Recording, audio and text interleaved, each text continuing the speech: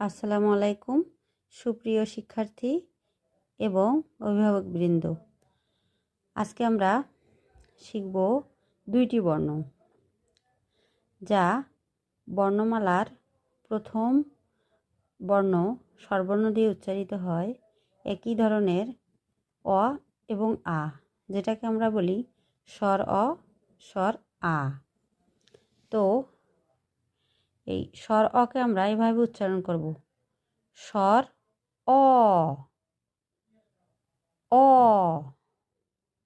এই উচ্চারণটি আপনারা বারবার আপনার সন্তানকে শেখাবেন এবং এভাবে পড়বেন, অ, অ, স্বর অ, অ, অপরাজিতা, অ, অজগর, অ, অপরাজিতা, অ, অজগর। তারপর আ উচ্চারণ, আ একটু দীর্ঘ হবে, আকার আছে, আ, স্বর আ, আ, আম, আ, আনারস, আম, আনারস, আ, অ, আ, অ, আ।